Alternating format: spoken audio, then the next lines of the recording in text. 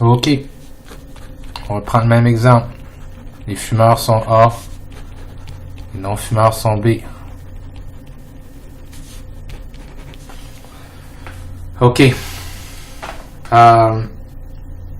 Imaginons que j'ai pas accès à sigma.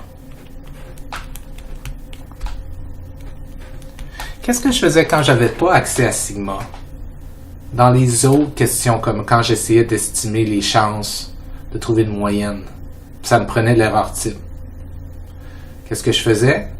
Ben, j'estimais l'erreur type, sigma, à partir de l'échantillon.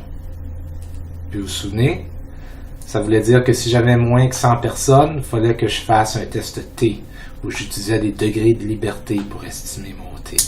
Okay? Imaginons qu'ici j'ai moins de 100 personnes.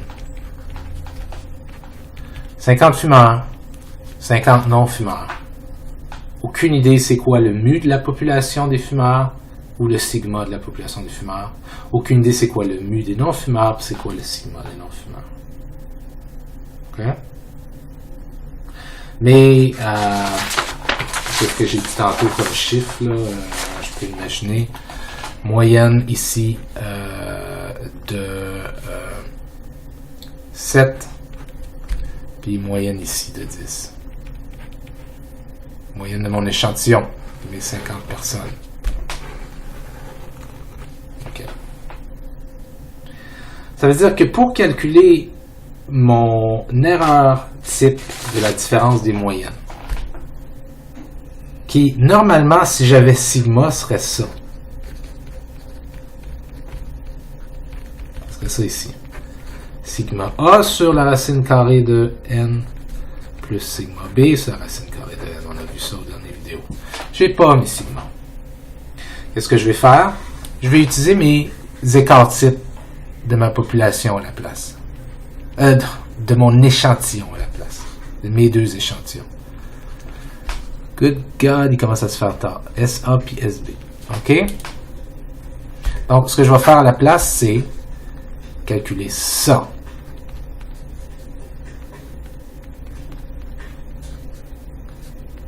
Il va être égal à ça.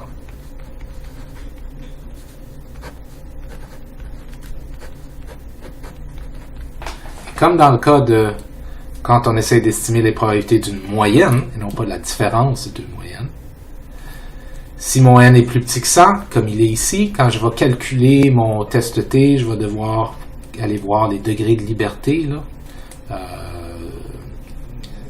Ça devrait déjà faire du sens pour vous, sinon laissez-moi le savoir. Donc, je vais utiliser ça à la place.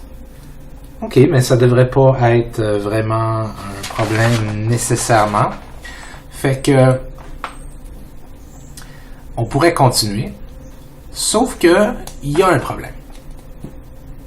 Et c'est que le problème, c'est le suivant. OK. Ici, en fait, il n'y a pas de problème ici, parce que mes groupes sont égaux. 50 personnes, 50 personnes. Quand je prends un échantillon,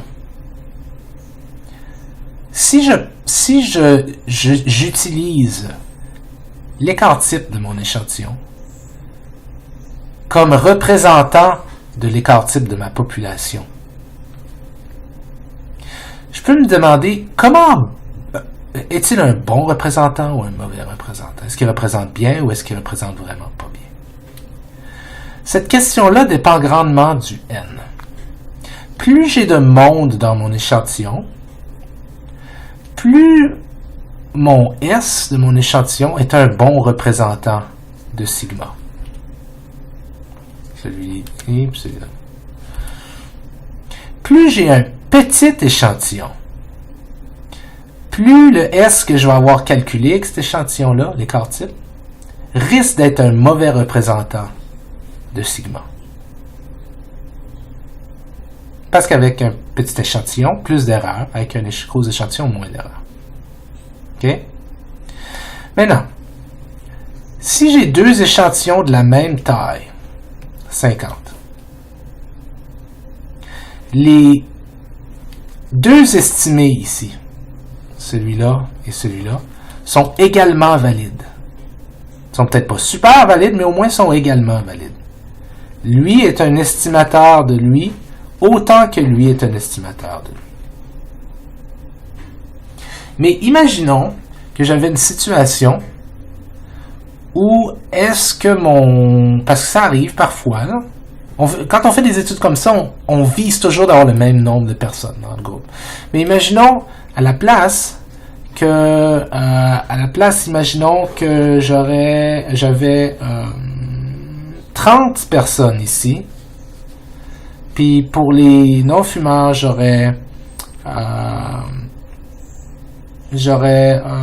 50 personnes.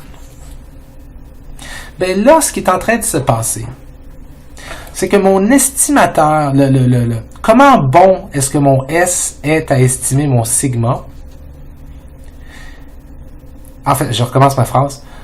Mon S est moins bon à estimer mon sigma pour les fumeurs, comparativement à comment mon S est à estimer mon sigma pour les fumeurs. Pourquoi? Parce que j'ai moins de monde dans cet échantillon-là, comparativement à cet échantillon-là. Et ça veut dire que il y a un problème dans le calcul de ce calcul-là. Parce que le calcul de l'erreur type de la différence des moyennes présuppose que les deux ont une importance équivalente, un poids équivalent. Ça plus ça. Mais là, ce que je suis en train de dire, c'est parce que lui est fait avec 30 personnes, puis lui 50 personnes, que c'est pas comme lui plus lui. Ça devrait être qu'on met plus de poids sur lui, parce qu'il est un meilleur représentant. On devrait mettre plus de poids sur lui dans le calcul de ça, et moins de poids sur lui dans le calcul de ça. C'est un peu comme si vous devez prendre une décision en tenant compte des informations que vous donnent deux personnes, la personne A et la personne B. Vous devez écouter la personne A, ses arguments, écouter la personne B, ses arguments, prendre les deux ensemble, puis prendre une décision. Imaginons que c'est une décision sur, je sais pas moi, quel genre d'exercice vous devriez faire pour augmenter votre VO2 max, votre capacité aérobique, par exemple. Imaginons que la première personne, c'est une personne qui n'a aucune vraiment connaissance en exercice, mais c'est juste qu'elle a lu un site web à quelque part. Puis la personne B, c'est un docteur en physiologie de l'exercice de Harvard, okay, qui est expert, marathonienne, etc., etc. Ben, vous allez écouter les arguments des deux, puis vous allez vous baser sur les arguments des deux pour prendre votre décision. Mais vous allez mettre plus de poids sur l'argument de cette personne-là. Pourquoi? Ben, parce que vous avez des raisons de croire que ce qu'elle dit est plus valide que celle-là. OK?